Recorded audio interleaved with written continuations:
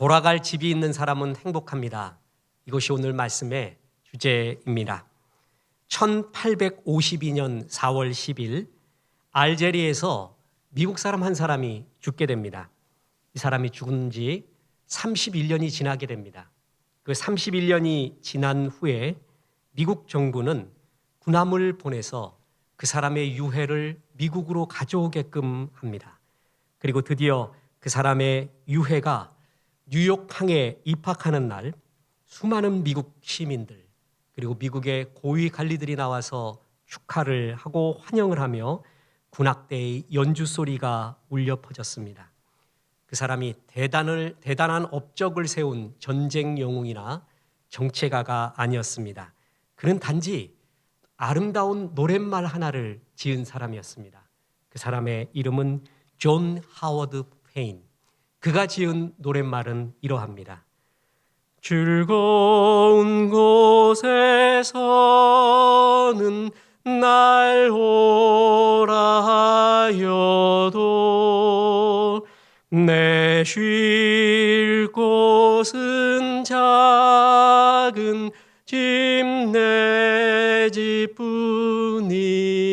집뿐이리. 홈 스윗 홈.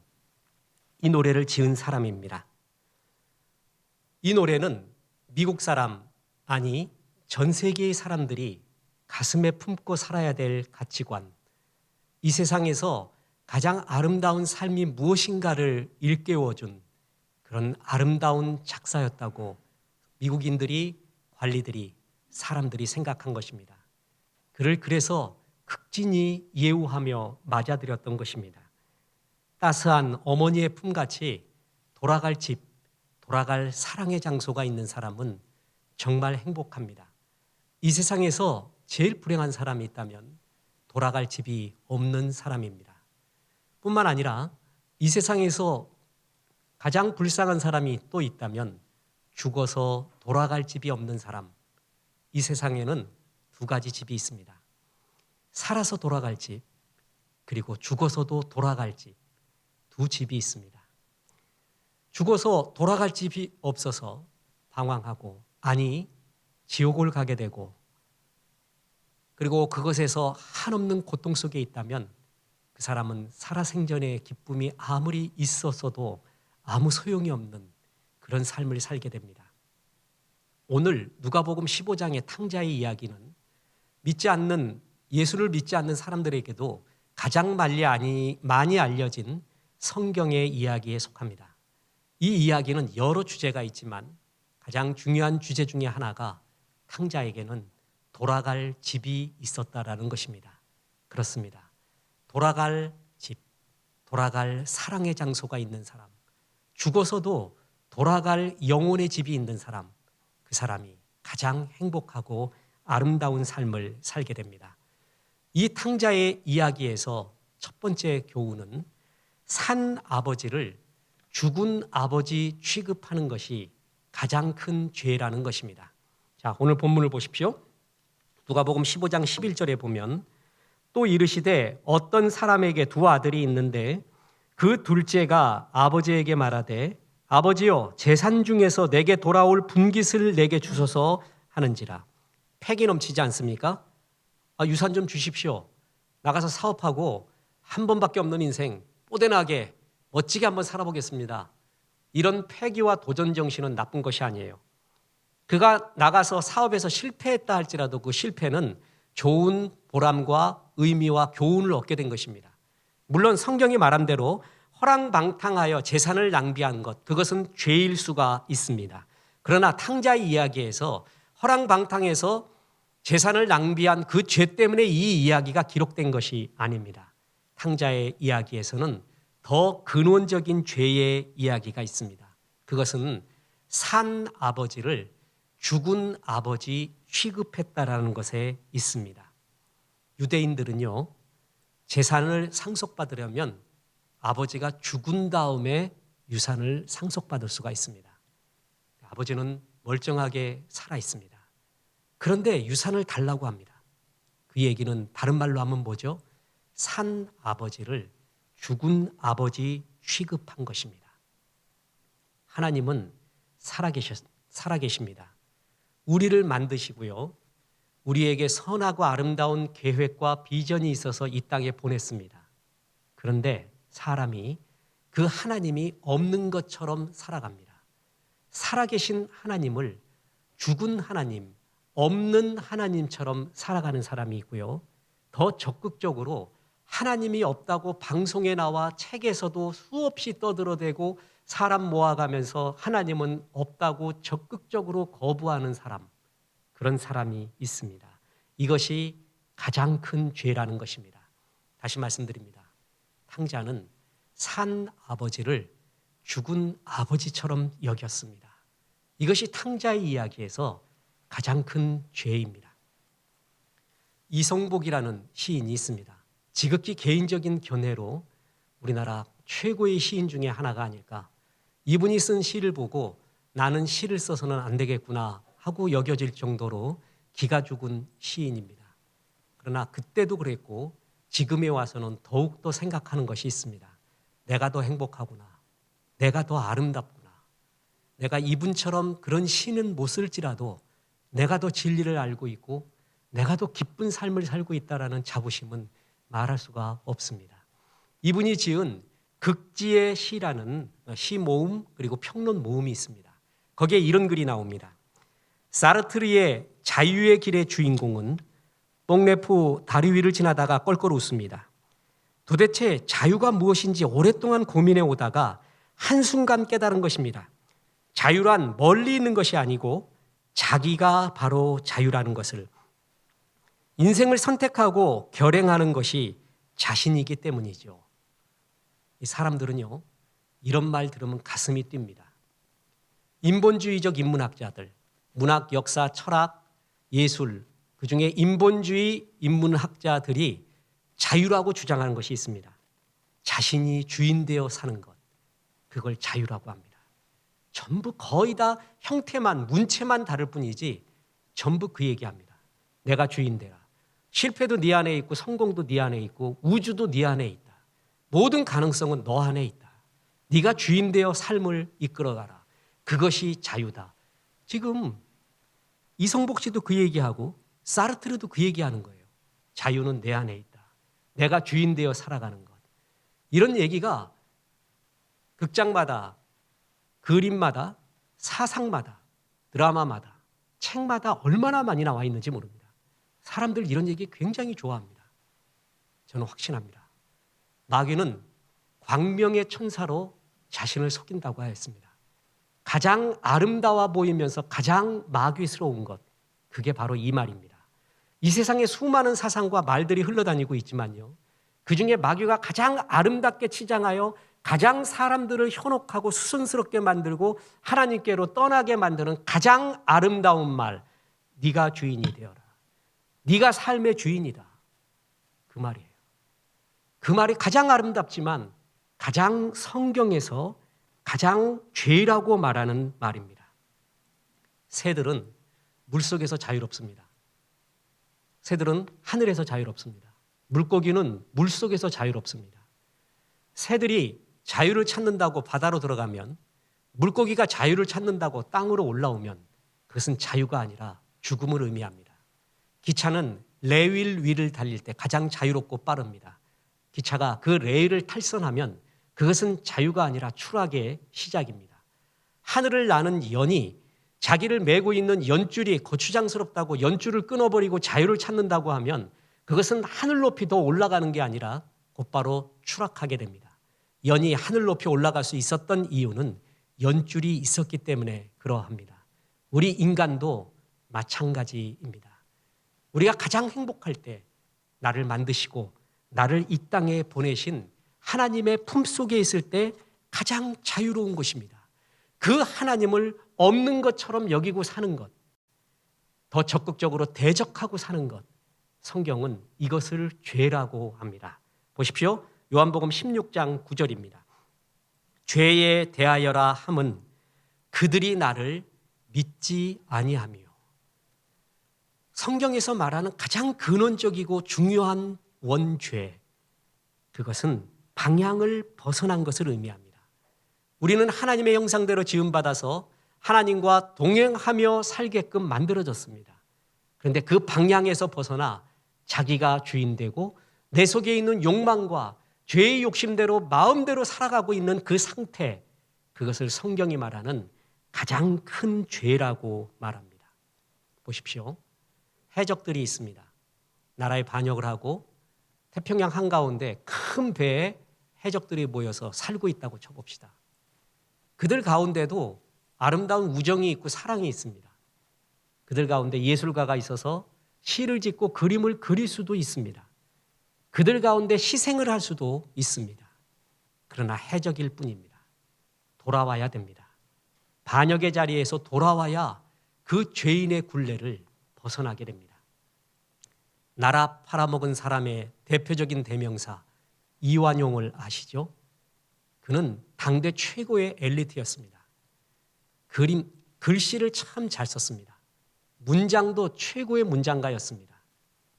독립협회가 창설되고 독립협회가 유지되는데 엄청난 기부금을 내고 독립문이 완성되어서 기조연설까지 한 사람입니다. 그가 아무리 훌륭한 일을 많이 했다 할지라도 그는 나라 팔아먹은 사람입니다.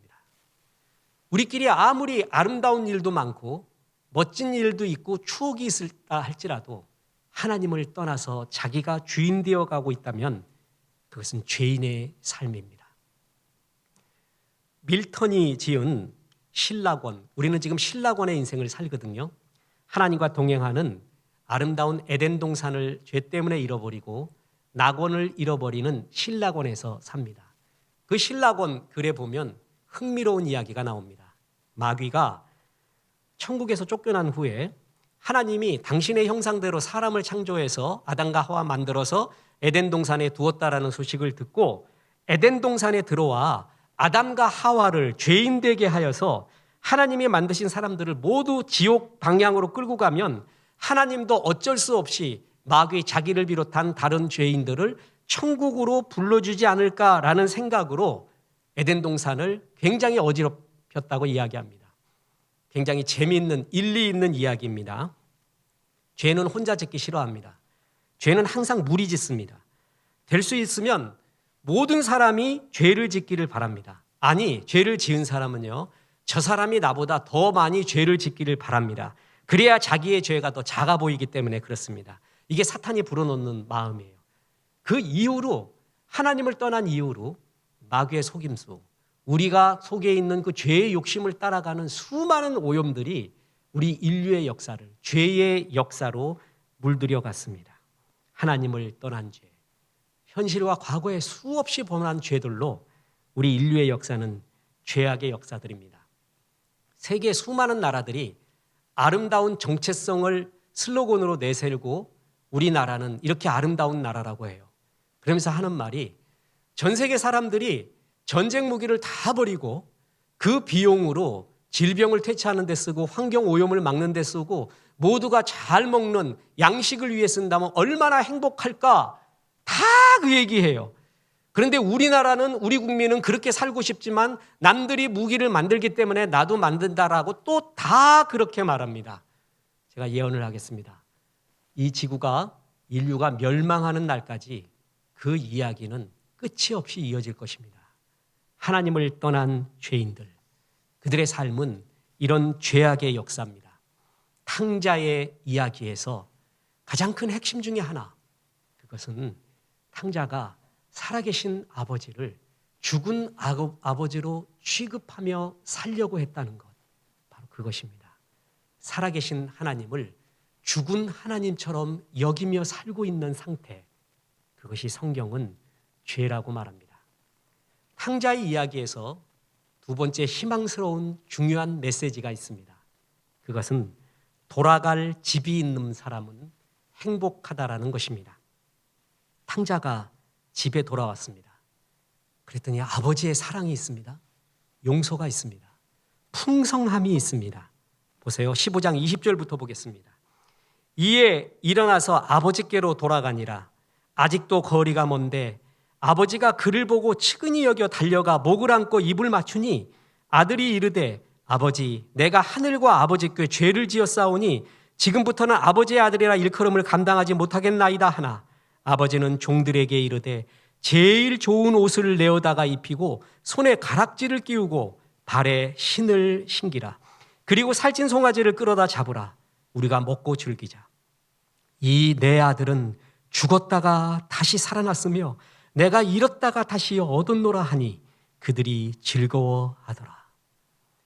탕자가 밑바닥을 칩니다. 인생을 헤맵니다.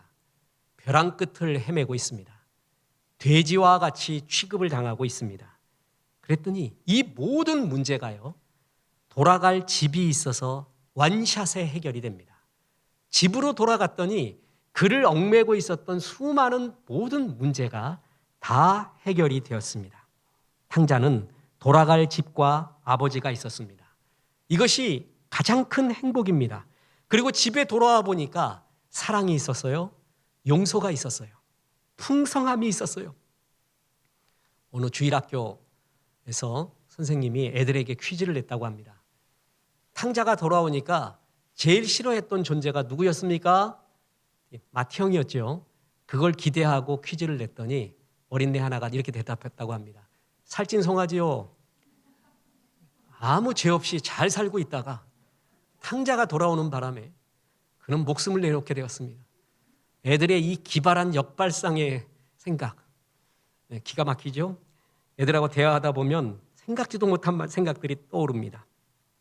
살찐 송아지뿐만이 아니라 좋은 옷, 가락지를 끼우고 자유를 상징하는 신을 신기고 내 집에는 돌아와 봤더니 이런 사랑과 용서와 풍성함이 있습니다. 이렇게 돌아갈 집이 있는 사람은 행복합니다. 우리 인간은요, 하나님의 형상대로 지음받았어요. 그리고 에덴 동산에서 주와 동행하며 살았거든요. 그런데 하나님을 거부하는 죄 속에서 낙원 에덴 동산에서 쫓겨났어요. 그걸 실낙원이라고 하죠. 그때부터 우리 인생들은요, 실낙원, 낙원을 잃은 인생을 살았고, 그래서 우리 인생의 마음속에는 그 낙원으로 다시 돌아가고 싶은, 그 나라로 다시 회복시키고 싶은 마음이 누구에게나 가슴속에 심기어져 있습니다. 고향에 대한 그리움, 낙원에 대한 원초적인 그리움이 우리 모두에게 심기어져 있다라는 것입니다. 여러 증거가 있는데 그 중에 하나 보면요, 우리가 많이 부르는 대중가요들 있지 않습니까? 여러분, 대중가요 우습게 보지 마십시오. 너무 성과 속으로 나누어서 그렇게 볼 필요 없습니다. 우리가 부르고 있는 찬송가는 대중가에서 온 게 얼마나 많은지 아십니까? 당시에 민요와 대중가에서 수없이 따왔습니다. 하나님 그걸 다 활용하시죠. 이 대중가요에 보면은 많은 주제가 있는데 그 중에 제일 많은 주제는 사랑이에요. 이별이에요. 그죠? 그건 뭐 동서고금통에서 다 나옵니다. 근데 사랑과 이별은 같은 이야기예요. 사랑했다가 미워하고 이별도 하고. 그러면 또 다른 주제가 하나 있는데 아마 우리 대중가요의 2위가 되는 주제가 있다면 그것은 고향에 대한 그리움일 것입니다. 특히 한국 전통가요 트로트에 보면 이 그리움에 대한 이야기가 많이 나오고요. 옛날 가요의 거의 대부분은 이 그리움에 대한, 고향에 대한 노래가 대부분을 많이 차지하고 있습니다. 고향이 그리워도 못 가는 신세, 저 하늘 저 산 아래 아득한 천리 언제나 외로워라. 제가 부르려고 했더니 일부 예배 마치고 김현주 사모가 문자가 왔습니다. 그만해라. 노래 어쩔 이렇게 보내왔어요. 그래서 참고 있습니다. 듣고 싶다면 일부 거를 다시 반복해서 들으면 그때는 들을 수가 있습니다. 저는 이 노래를 부를 때 얼마나 웃겼냐 하면은 어떤 한 사람이 한 잔을 마셨어요. 저 주님 말고 우리 저작거리에서 파는 주님을 마시고 고향이 그리워도 못 가는 신세 저 하늘 저 산 아래 아득한 천리 그러고 막 잉잉 울면서 있어요. 어디서 그러냐면 자기 집 앞에서 그러고 있습니다. 그냥 들어가면 되잖아요. 그거 보면서 느낀 게 있어요. 저는 서울에서 태어나고 자란 전형적인 시티보이입니다. 그런데요, 고향에 대한 이야기를 하잖아요. 그럼 가슴이 뛰어요. 서울이 내 고향이거든요. 난 여기서 살고 있어요. 그런데도 고향에 대한 이야기하면 왠지 뭉클합니다. 왠지 향수에 어리게 돼 있어요. 그 고향의 의미가 뭘까? 내가 나의 살던 고향, 꽃피는 산골 그것만 의미하는 게 아닌 것 같구나. 내 마음에는 내가 어려서 태어나서 살았던 그 고향 말고 뭔가 다른 원초적인 고향이 있는 것 같구나. 그걸 느끼곤 해요. 우리나라 노래뿐만이 아닙니다. 미국 팝송에도 보면 고향에 대한 노래들이 있습니다. 그 대표적인 게 존 덴버의 Take Me Home Country Road라고 아세요? Country Road, Take Me Home. 또 톰 존스가 불렀던 Green Green Grass of Home. 참 멋진 노래입니다. 그 4절에 보면요. 그 컨텍스트가 나오죠. 원래 사형수였어요. 이제 내일이면 사형당하게 되는데 그 전날 꿈을 꾼 거예요. 고향에 가는 꿈이에요. 사랑하는 메리, 어머니 아버지, 그 고향의 푸른 잔디. 그걸 막 꿈꿔요. 그리고 나중에 이제 When I walk, look around me. Four gray wall surround me. 네 회색 벽들이 나를 둘러싸고 있고 나는 이제 사형당하게 되네. 그래서 그 마음속에 있는 고향에 대한 이야기. 여러분 이거는 서양이나 동양이나 원초적으로 항상 고향에 대한 그리움 그것이 가득했습니다. C.S. 루이스라는 작가가 있습니다. 기독교 변증학자고요. 이분이 오고 가는 많은 세계에게 영향을 주고 있는 이유 중에 하나. 그는 건전한 지성인으로서 지성을 포기하지 않은 상태에서 주님을 만나는 솔직한 감정, 솔직한 의문, 솔직한 퀘스천, 솔직한 추구, 거기에 이 세상의 부조리와 아이러니도 다 인정하는 가운데 그는 주님을 만났습니다. 참 멋지죠? 그런 지성 속에서 만났는데 그가 주님을 만났던 강력한 이유가 있어요. 내 마음속에 지울 수 없는 갈망이 있더라는 거예요. 자, C.S. 루이스의 수많은 책이 있는데 저는 그 책을 다 읽고 이분에게 배웠던 이분을 만나게 해주셨던 하나님의 은혜가 무엇인가? 뜻이 무엇인가? 배웠던 가장 탑 포인트, 결정적인 하나가 뭔가? 이겁니다.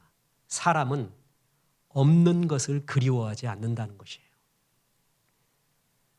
C.S. 루이스는 이 세상의 돈, 명예, 소유 이것도 행복해요. 이것도 기쁨이에요. 그걸로 채워질 수 있는 게 있는데 그것을 다 가져도 결코 만족할 수 없는 갈망, 열망 그걸 영어로 표현할 수 없어서 독일어로 젠주크라고 했습니다. 갈망, 그리움 그게 있더라는 거예요. 그러면서 얘기합니다. 사람이 없는 것을 그리워하지는 않지 않는가? 다 있기 때문에 그리워하지 않는가? 자, 제가 설교 때 자주 말하는 게 있습니다. 팔이 2개 있었는데 팔이 하나 없어지면 없는 팔을 그리워해요. 그런데 우리는 팔이 하나 앞에서 더 나오면 좋겠다. 뒤에서 더 나오면 좋겠다. 없는 팔을 그리워하지는 않습니다. 있기 때문에 그리워하는 거예요. 이 세상의 욕구는 그 욕구를 채워줄 수 있는 그 무엇이 있기 때문에 욕구가 있대요. 쉽게 이야기하겠습니다. 배고파요. 그 배고픈 욕구를 채워줄 수 있는 음식이 있죠. 목이 말라요. 목마르는 욕구를 채워줄 수 있는 물이 있습니다. 성욕이 있어요. 그 성욕을 채워줄 수 있는 이성이 있어요. 이 세상에 욕구가 있다는 것은 그 욕구를 채워줄 수 있는 그 무엇이 반드시 존재한다는 것이에요. 사람이 왜 나는 이 세상의 수많은 욕구들이 다 채워졌음에도 불구하고 왜 이렇게 빈자리가 있는가? 왜 이렇게 그리움을 갈망하고 있는가? 이것의 근본 원인이 뭔가? 그걸 찾아가는 거예요. 내가 없는 걸 그리워하고 있는가? 사람은 없는 걸 그리워하지 않는다는 거예요. 파스칼도 그 얘기했습니다. 사람은 가져보지 않는 것을 그리워하지는 않는다. 진짜 그리운 것은 경험해 본 것이라는 거예요. 있다라는 것이죠. 그래서 C.S. 루이스는 그것이 무엇인가 고민하다가 주님을 만나게 됩니다. 이어령 교수님은요, 2가지 때문에 주님을 만났죠. 어릴 때부터 느꼈던 허무함, 고독, 채울 수 없는 그 빈자리, 그 정체를 찾아가다가 주님을 만났고요.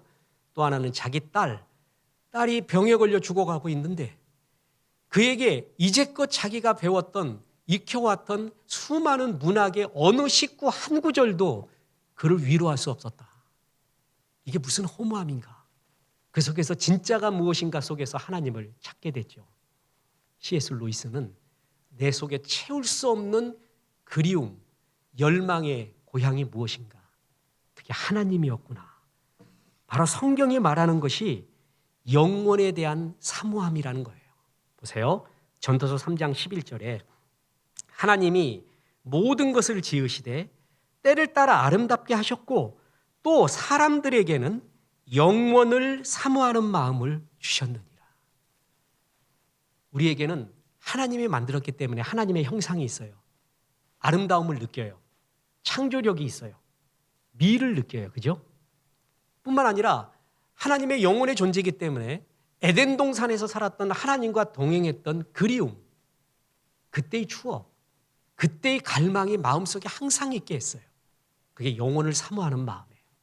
C.S. 루이스는 내 속에 이 갈망, 그리움이 정체가 뭔가, 그것이 이 세상으로 채워질 수 없는 하나님만으로 채울 수 있는 공간이구나 라는 것을 알게 됩니다. 영원을 사모하는 마음을 우리에게 주셨습니다. 그게 우리가 돌아가야 될 집입니다. 여러분, 이것이 채워지지 않잖아요? 이 세상에 아무리 행복해도 인간은 결코 행복할 수가 없습니다. 인간, 휴먼이라는 이름은 라틴어 후무스에서 나왔습니다. 그 뜻은 흙이라는 뜻입니다. 또 인간이라는 헬라어는 안트로포스라고 합니다. 뜻은 위를 쳐다보는 존재예요. 인간은 두 가지의 의미 존재가 있습니다. 하나는 흙으로 만들어져서 흙으로 돌아간다는 거 하나. 그러나 흙만의 존재가 아니라는 거예요. 이게 무신론적 과학자들이 이야기하는 인간을 영혼이 없는 존재로 여기는 흙과 원자로 구성되어 있는 그것으로만 보는 철저한 한계죠. 우리는 흙으로 만들어져서 흙으로 가지만요. 우리는 위를 쳐다보는 존재, 영원의 존재, 영혼의 존재라는 것입니다. 이것이 우리들의 존재의 이유요, 사는 기쁨이에요. 들판에서 풀 뜯어먹던 소가 저녁 노을을 보면서 눈물 짓지 않습니다. 가을날 개가 밥을 먹다가 주변에 흩날리는 낙엽을 보면서 슬퍼하지도 않습니다. 소와 개는 그저 먹을 뿐입니다. 인생만이 낙엽을 보고 인생만이 노을을 보고 눈물을 짓습니다. 아름다움을 느낍니다. 돼지는 살아서도 행복하고요. 죽어서 목에 댕강해서 시장의 좌판 위에 올려 있어도 그냥 한없이 웃고 있습니다. 아무것도 아닙니다.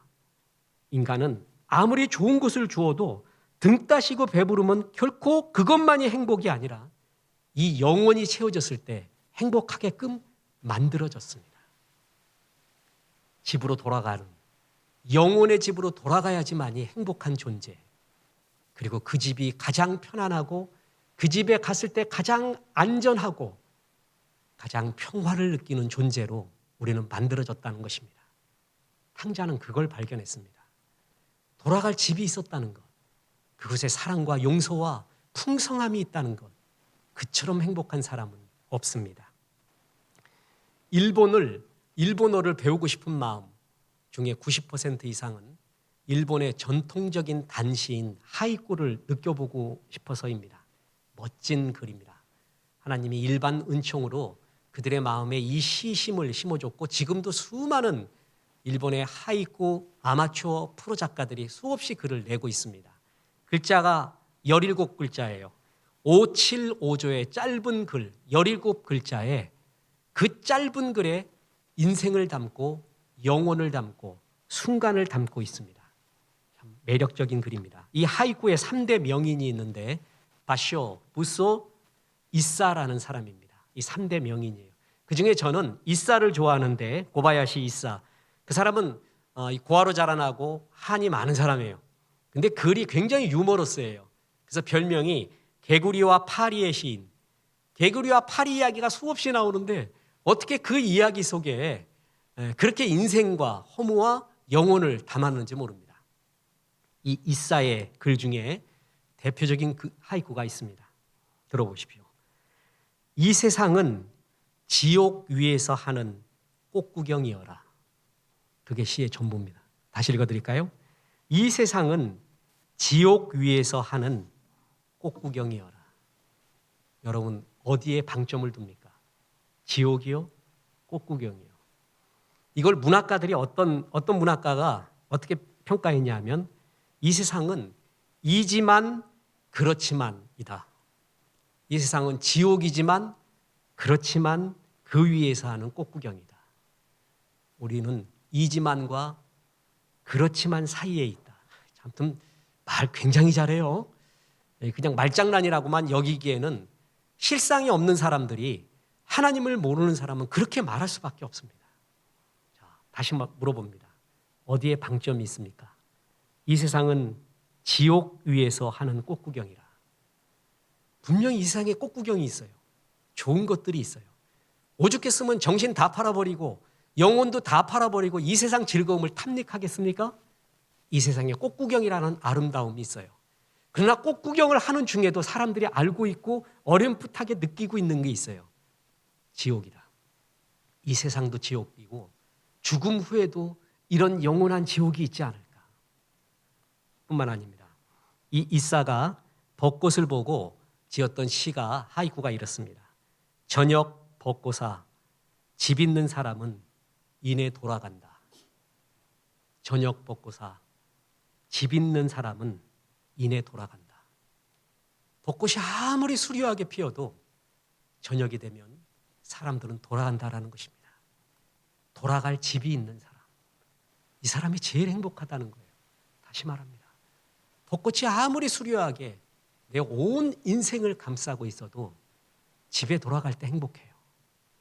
내 인생에서 누리고 싶은 거 하고 싶은 거 다 했어도 죽고 난 다음에 영원히 돌아갈 하늘의 집이 없다면 그 사람은 그 즐거운 꽃놀이가 아무것도 아닙니다. 시집 서점에 가보면요. 시집이 10권 놓여 있어요. 신작부터 많이 팔리는 베스트셀러까지. 그중에 3권에서 4권이 나태주 시인의 시입니다. 대단하죠? 그 나태주 시인의 시 중에 행복이라는 시가 있는데 거기에 이렇게 나옵니다. 저녁 때 돌아갈 집이 있다는 것, 힘들 때 마음속으로 생각할 사람이 있다는 것, 외로울 때 혼자서 부를 노래가 있다는 것. 이게 행복이래요. 그 중에 첫 번째가 뭐예요? 저녁 때 돌아갈 집이 있다는 것. 이사가 말했습니다. 저녁 벚꽃아 집이 있는 사람은 이내 돌아간다. 아무리 아름다워도요. 집으로 다 돌아가게 돼 있어요. 여행이 아름다운 것은 돌아갈 집이 있기 때문에 그렇습니다. 아무도 안 믿겠지만 저는 이 몸을 가지고 대학교 때 제 몸집보다 더 무거웠던 것 같았던 텐트와 배낭을 짊어지고 지리산을 종주했습니다. 아무도 안 믿겠지만. 그래서 지리산 어느 곳에서 이제 텐트를 치고 잠을 자는데 다른 사람 텐트는 다 멀쩡한데 내 텐트만 날아가는 겁니다. 제대로 박지를 안 해갖고 텐트 날아가 버렸어요. 계곡으로. 어떻게 하면 좋겠습니까? 게다가 라면은 갖고 왔는데 버너를 안 갖고 와가지고 옆에 집에 그냥 구걸하면서 라면 끓여 먹고 굽신굽신하고 이 수모를 겪고 지리산을 탔습니다. 그래도 행복했습니다. 왜 그런지 아세요? 청춘이 있고 젊음의 열정이 있고 그보다 뭐예요? 돌아갈 집이 있었기 때문에 그렇습니다. 소풍이 아름답고 여행이 아름다운 것은 돌아갈 집이 있기 때문에 그렇습니다. 집이 없다면 아무리 아름다워도 아름답지 않습니다. 여행은 돌아오기 위해 떠난다는 말이 있습니다. 진짜 나를 발견하고 돌아오기 위해 떠나는 게 여행입니다. 그렇습니다. 이 세상도 돌아갈 집이 있는 사람은 행복합니다. 아무리 벚꽃이 아름다워도 저녁 되면은 집으로 돌아갑니다. 그런데 죽으면 돌아갈 집이 없는 사람. 이 세상에서는 집이 있는데 죽으면 돌아갈 집이 없는 사람. 이 사람은 가장 불행한 인생을 또한 살게 되는 것입니다. 우리가 잘 아는 천상병 시인, 그분의 소풍이라는 시, 대표적인 시 아닙니까? 나 하늘로 돌아가리라.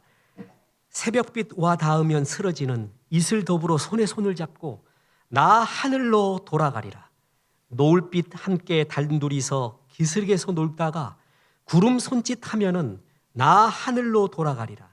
아름다운 이 세상 소풍 끝나는 날 가서 아름다웠더라고 말하리라. 이 세상을 소풍이라고 해요. 그리고 나 하늘로 돌아간대요. 이 세상이 소풍의 즐거움이 있을 수 있는 것은 돌아갈 하늘이 있기 때문에 그렇습니다. 돌아갈 하늘이 없다면 이 세상은 소풍이 아니라 방랑입니다. 끝없는 방황과 헤매임입니다. 돌아갈 하늘이 있기 때문에 이 세상이 소풍이고 여행이 되고 저녁 노을이 아름다운 것입니다. 조병화 시인 아시죠? 원래 이 시인들이 죽기 전에 자기의 묘비명을 적어놓은 경우가 많습니다. 자기의 시의 일부를 적어놓은 경우도 있고요. 이 조병화 시인의 묘비명이 이렇습니다. 나는 어머님의 심부름으로 이 세상에 나왔다가 이제 어머님 심부름을 다 마치고 어머님께 돌아왔습니다. 아주 영감 있습니다. 내가 이 땅에 어머니 심부름 때문에 왔습니다. 그 심부름 다 마치고 어머니께로 돌아갔습니다. 이것이 삶이요 죽음이요 안식이라는 것이에요. 내가 이 땅에 왜 태어났는지, 어디서 왔는지, 어디로 가는지 알아요. 이것처럼 기쁜 존재의 기쁨을 갖고 있는 사람이 어디 있겠습니까? 이 세상도 그런데 죽어서 우리의 영혼이 돌아갈 집이 없다면 그것은 소풍도 아니요 아름다움도 아닙니다. 사람들이 어렴풋하게 그걸 느끼고 있습니다. 집으로 돌아와 봤더니 살진 송아지를 잡았어요. 아름다운 옷과 가락지와 신을 신겨주고 아버지의 사랑과 눈물이 있었습니다. 잔치가 있었습니다. 우리가 죽게 돼서 우리의 영혼이 하늘나라의 집으로 가게 돼서 이런 천국 잔치가 있다면 그는 지금의 이 생활이 얼마나 또한 아름답겠습니까? 사람에게는 두 가지의 고향, 돌아갈 집이 있습니다. 하나는 우리의 육신이 돌아갈 흙의 집이 있습니다. 우리는 흙으로 만들어졌어요. 너는 흙이니 흙으로 돌아가라. 어쩔 수 없이 우리의 육신은 흙으로 돌아갑니다. 또 하나 있는데 우리에는 영혼의 존재입니다. 우리 영혼은 하늘나라가 고향입니다. 하나님 품이 고향이라 말입니다. 육신의 고향, 흙은요, 슬픔이 있고 괴로움이 있고 한숨이 있습니다. 그러나 영혼의 고향인 영원한 하늘나라의 집은 기쁨과 감사와 사랑이 있습니다. 보십시오. 고린도후서 5장 1절에 보면 만일 땅에 있는 우리의 장막집이 무너지면 하나님께서 지으신 집, 곧 손으로 지은 것이 아니요 하늘에 있는 영원한 집이 우리에게 있는 줄 아느니라. 아멘. 하늘에 있는 영원한 집이 우리에게 있대요. 나 소풍 다 끝나고 돌아가는 날, 아버지의 심부름 다 마치고 돌아가는 날, 하늘에 영원한 집이 있대요. 그리고 그 집에 대한 표현이 요한계시록 21장 4절에 나옵니다. 보세요. 모든 눈물을 그 눈에서 닦아주시니 다시는 사망이 없고 애통하는 것이나 곡하는 것이나 아픈 것이 다시 있지 아니하리니 처음 것들이 다 지나갔음이로라. 천국에는 사망이 없고 애통하는 것이나 곡하는 것이나 아픈 것이 없대요. 이 얘기를 뒤집어 보면 이 세상에서의 행복은 애통하는 것과 곡하는 것과 아픈 것이 섞여 있습니다. 그리고 죽으면 끝이 납니다. 여러분, 그러나 그곳에는 죽음도 없어요. 애통하는 것, 곡하는 것, 아픈 것도 없는 우리의 눈물을 다 닦아주는 영원한 하늘집이 우리에게 있다고 합니다. 그리스도인이라는 것은 현실을 살지만 이 영원한 하나님 나라를, 돌아갈 하나님 나라를 항상 바라보며 사는 것이고 그걸 가장 강하게 바라볼 때가 바로 예배의 때입니다. 그렇습니다. 인생은 여행과 같습니다. 여행에서 제일 중요한 것은 두 가지입니다. 하나는 누구와 동행하는가, 또 하나는 돌아갈 집이 있는가. 누구와 동행하는가, 그것이 여행에서 제일 중요합니다. 아무리 좋은 곳에 가서 좋은 것을 먹어도요, 미운 작자하고 간다면은 그것이 즐겁지 않다는 거 다 알고 있지 않습니까? 아무리 좋은 것을 먹어도 미운 사람하고 먹으면 결코 행복하지 않습니다. 사랑하는 사람, 좋은 사람하고 먹으면 안성탕면 하나만 먹어도 그렇게 행복할 수가 없습니다. 그렇게 입이 귀에 걸리면서 좋을 수가 없습니다. 천국 같습니다. 어딜 가도 그 어디나 하늘나라 같습니다. 여행은 누구와 동행하느냐? 우리를 지으신 하나님, 그 하나님과 예배하며 찬양하며 하루하루를 동행할 때 주의 선지 에녹처럼 하나님과 365년을 동행하는 것, 그게 여행의 최고봉이에요. 또 하나 뭐예요? 돌아갈 집이 있는가? 하나님이 우리에게, 성도들은 하늘에 있는 영원한 집, 육신의 장막집이 없어지게 되면 하늘에 있는 영원한 집이 너희에게 있다고 말해줍니다. 이것을 알고 있는 사람은 하루하루가 소풍이고 축제입니다. 기쁨입니다. 오늘이 얼마나 아름다운 꽃봉오리고 오늘 만나는 사람이 얼마나 아름다운 꽃사람인지 모릅니다. 영원한 집, 영원히 돌아갈 집이 있는 사람은 하루를 그렇게 즐거운 마음으로 영원으로 맞게 됩니다. 이제 중요한 말씀드립니다. 이 하나님 나라에 영원한 집에 돌아가고 이곳에서 살고 싶지 않습니까? 이런 인생을 살고 싶지 않습니까? 그러기 위해서는 탕자가 범했던 가장 큰 죄, 산 아버지를 죽은 아버지 취급하는 바로 이 죄에서 벗어나야 됩니다. 천국은 죄가 없는 곳입니다. 죄 있는 사람은 들어올 수가 없습니다. 다시 말합니다. 가장 큰 죄가 무엇인가? 요한복음 16장 9절에 죄에 대하여라 함은 그들이 나를 믿지 아니하며, 그들이 나를 믿지 않는 것. 산 하나님을 죽은 하나님처럼 여겨요. 내가 하나님이 없는 것처럼 내가 살고 있어요. 그게 죄예요. 더 적극적인 죄는요, 하나님이 살아계신데 하나님은 없다고 끝없이 떠들고 다녀요. 방송을 해요. 책을 써요.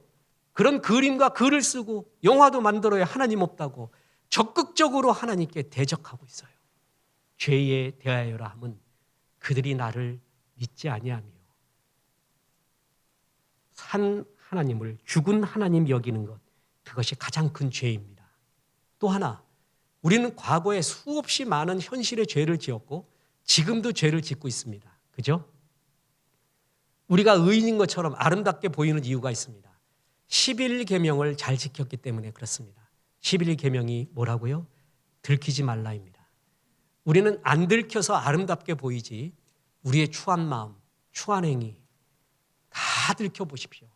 의인은 없나니 하나도 없습니다.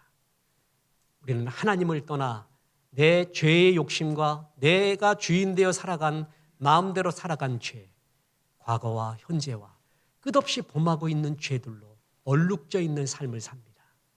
이 죄를 위해서 예수님이 이 땅에 오셨습니다.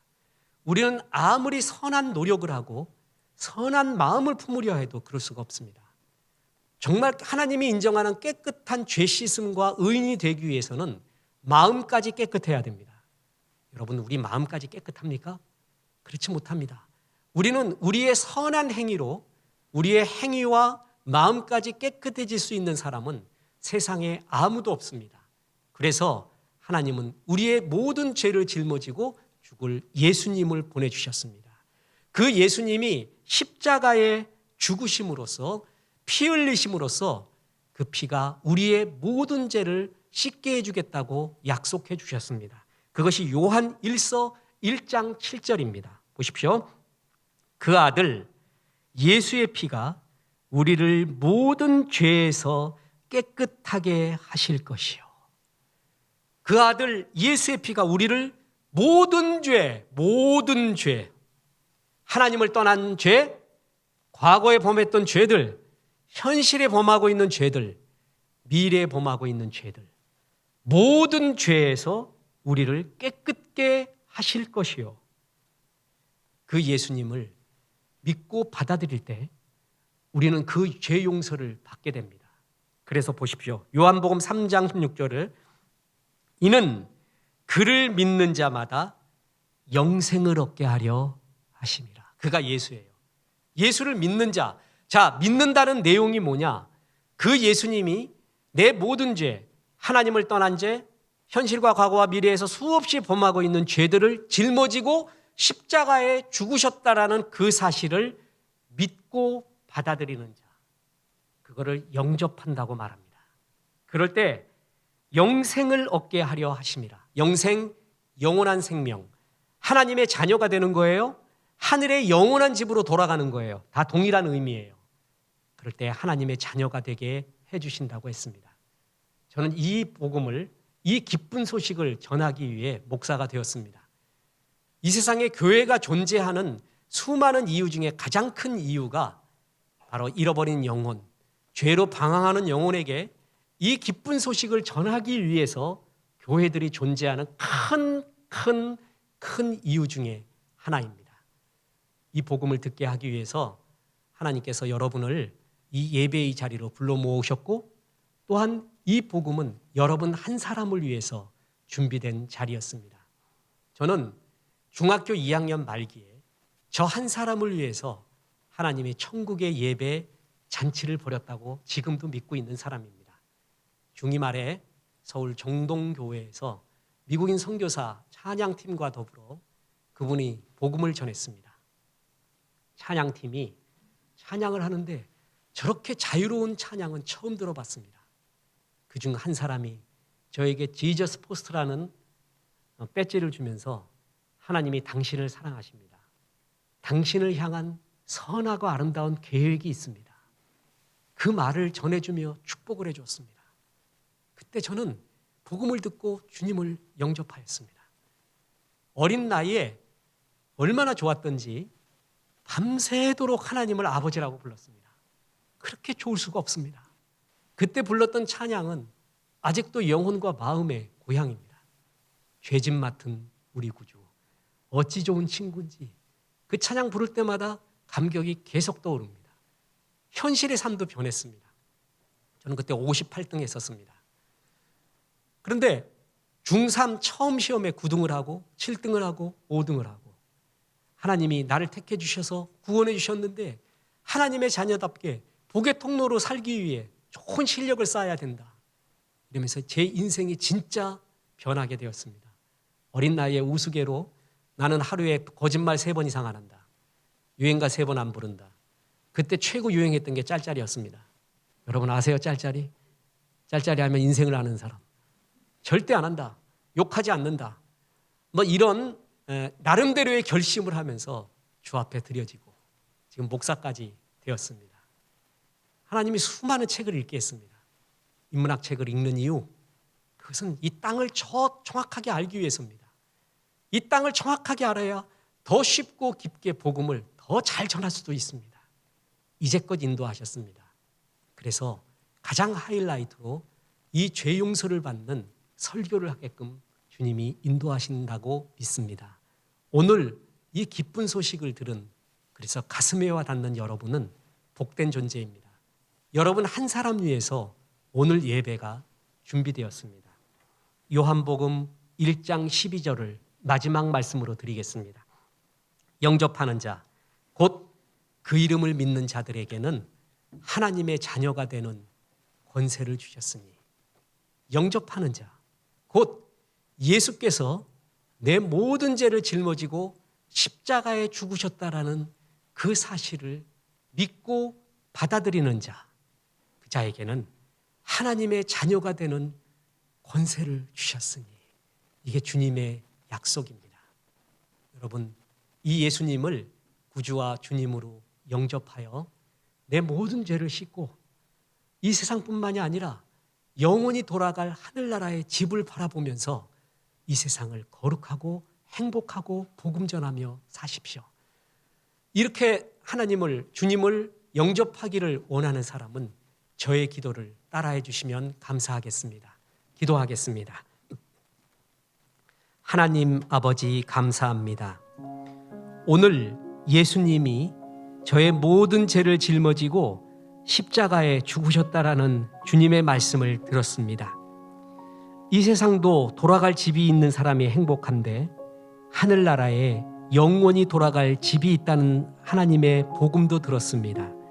주님, 이 시간 저에게 오셔서 하나님을 떠난 죄, 이 세상에서 범했던 수많은 죄들을 용서하시고 하나님 자녀 되게 하시고 영원한 하나님 바라보게 하시고 영원한 하늘나라 갈 수 있도록 저에게 함께하여 주옵소서. 이 시간 마음의 문을 열고 예수님을 영접합니다. 저에게 들어와 주시옵소서. 예수님의 이름으로 기도했습니다. 아멘. 여러분, 이 기도를 마음의 의지와 마음으로 들으셨다면 여러분은 주 예수 그리스도를 주님으로 영접한 것입니다. 축하하고 축복합니다. 그때 뜨거운 감정이나 눈물이 안 나와도 괜찮습니다. 하나님이 그 마음 받아주셨고 여러분 위해 이 예배가 준비되었습니다. 축하하고 축복합니다. 그래도 아직도 마음에 수많은 죄의 성질이 남아있고 고쳐야 될 수많은 일들이 있을 것입니다. 하나둘씩 예수님의 마음인 예수님의 성품을 닮아가십시오. 그거를 성화라고 합니다. 구원받은 하나님의 백성이 가장 추구해야 될 것이 예수님의 성품을 닮아가는 것입니다. 행동, 마음, 말 모든 것을 예수님을 닮아가십시오. 그래서 마침내 한 번밖에 없는 인생, 이 거룩하고 아름다운 인생 살아서 그리고 또 하나 하나님의 마음 중에 가장 큰 마음이 전도하고 선교하고 구제하는 것입니다. 주변에 잃어버린 영혼에게 기쁜 소식을 많이 전해 주십시오. 그래서 그들을 주님께로 인도해 주십시오. 그래서 거룩하고 행복한 삶 사시기를 주 예수의 이름으로 축원합니다. 우리 영접한 영혼들 축복하고 또한 영접할 영혼들 위해 죄짐 맡은 우리 구주 찬송합니다.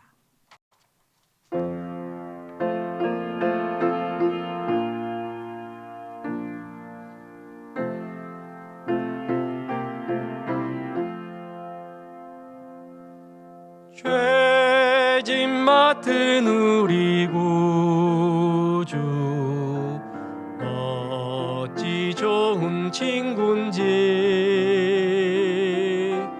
걱정 근심 무거운 짐 우리 주께 맡기세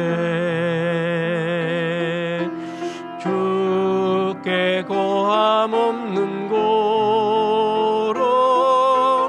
복을 얻지 못하네 사람들이 어찌하여 아뢰일 줄을 모를까 시험 걱정 모든 괴로움 없는 사람 누군가 부질없이 낙심 말고 기도 드려 아뢰세 이런 진실하신 친구 찾아볼 수 있을까 우리 약함하시오니 어찌 아니하릴까